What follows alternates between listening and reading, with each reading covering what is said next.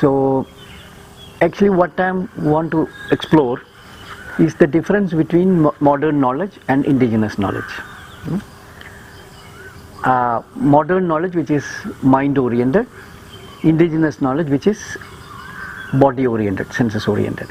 When we talk about body oriented, by default mind exists, whereas when we say about mind knowledge, by default body is absent. That's the basic thing. And the thing with mind is that it has to get some information from somewhere to function.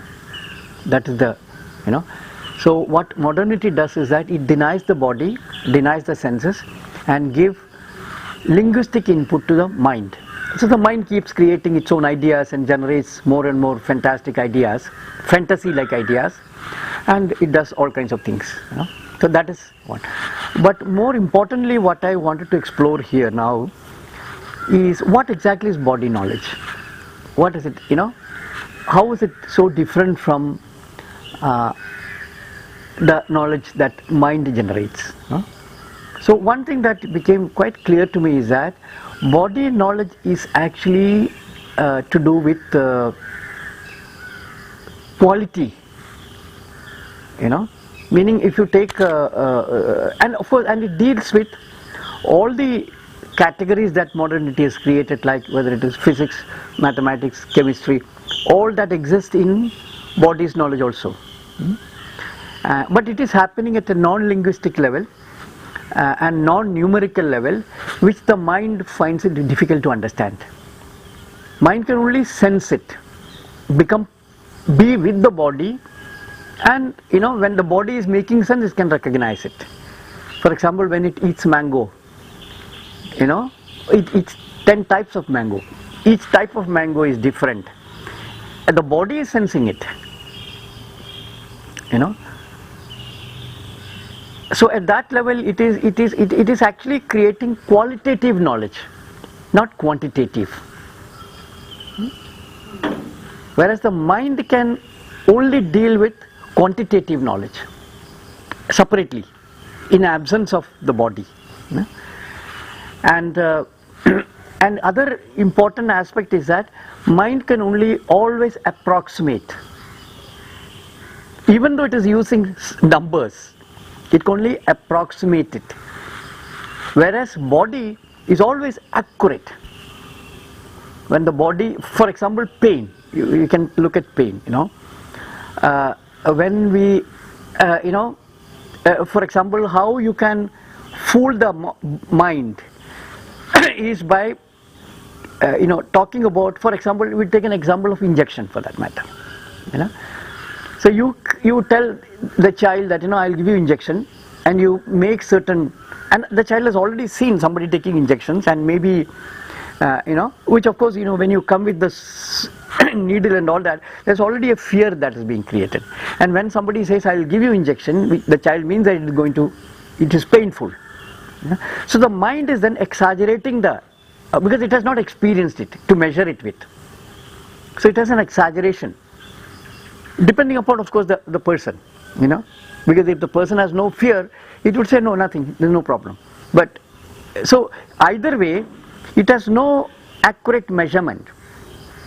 But if the person has already taken injection and the body has already kind of understood what does it actually mean, how much is it, then the body, so body is accurate even though it has no measurement in that sense. Whereas the mind has no access to it. It can only, even when it says, even if it quantifies in a linguistic level, actually the body can only, when it tries to take the cue from the mind, it can only approximate it. See the difference, no?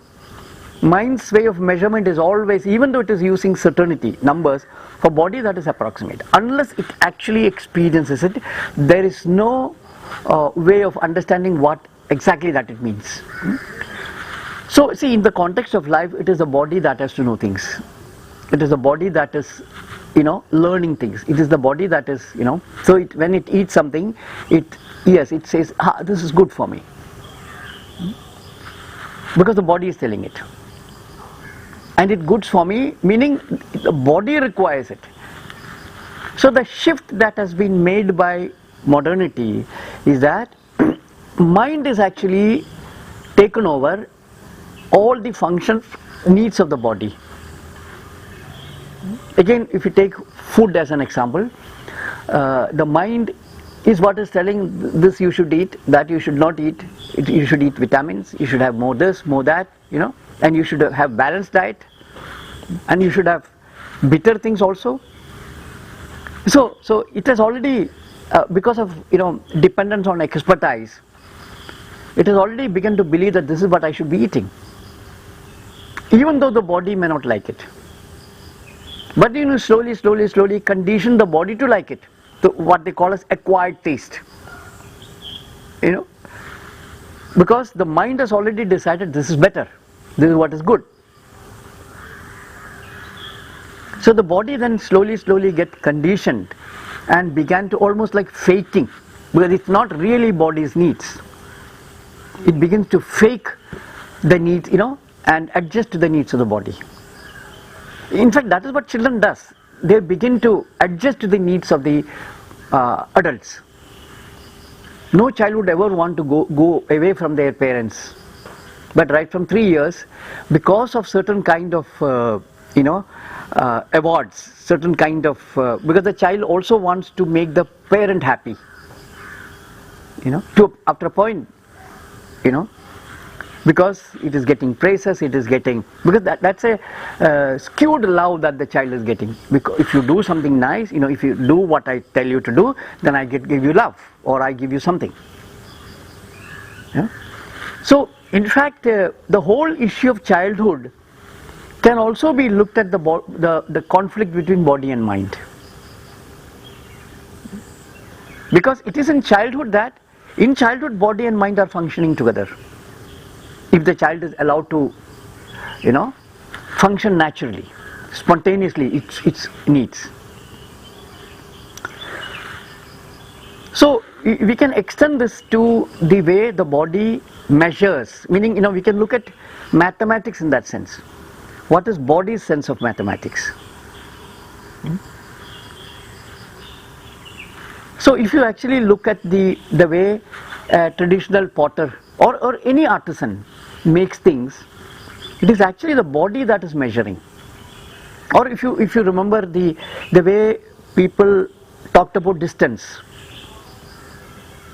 the body is involved in that. The body knows what is the approximation. The body would tell you, this much I need to walk. So that measurement is not a mental idea. If I say 3 feet, unless you have experienced 3 feet, you don't know what that means. So quite often I find that when I often do this, when I ask people to make a 6-inch scale, I find quite educated people are also not able to,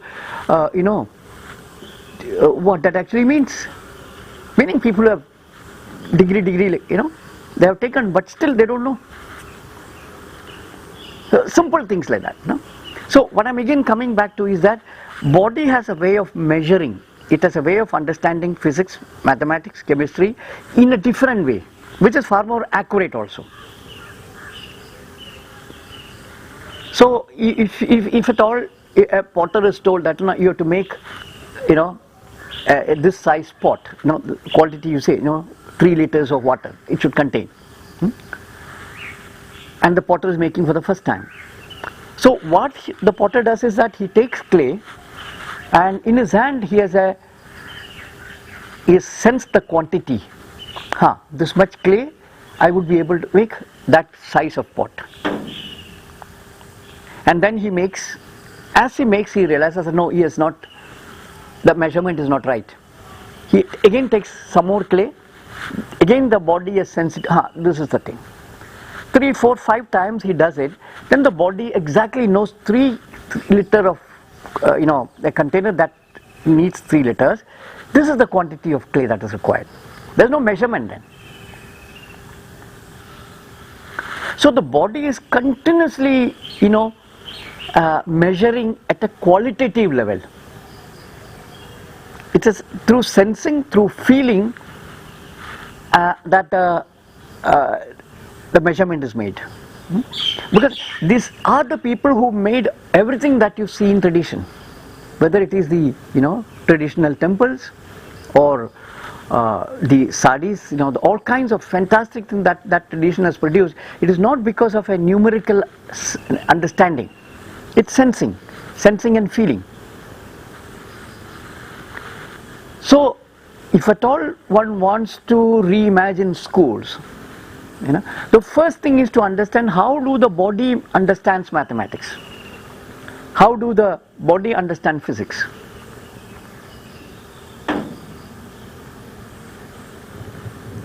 And based on that, you begin to, there are 2-3 very, very interesting examples that I had come across. That I think it was in 1920s that this in USA somebody decided, he's a mathematics teacher, but he decided not to teach mathematics in the first 7 years, 7th, 8th, I don't remember exactly. He stopped. He did not use any numericals addition, nothing he did. Instead he talked about it, because the body, already there is a sense that quantity, the way the body is dealing with it, no? So in the first 7 mathematics, but the whole engagement was with numbers in terms of language only. So when the children reached 7th standard, he was able to finish the whole 1st to 7th standard curricula in just 1 year, because they had already made a sense of what this means. So there was no abstraction. Actually, abstraction is not the right word.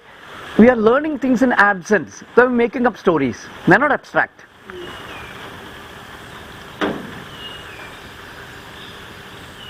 So that is a very good example of how, when the body is understood, it's so easy to then give external knowledge if at all you want, When the body is understood what it actually means to multiply, divide, height, weight, everything, there is an experiential understanding of all this,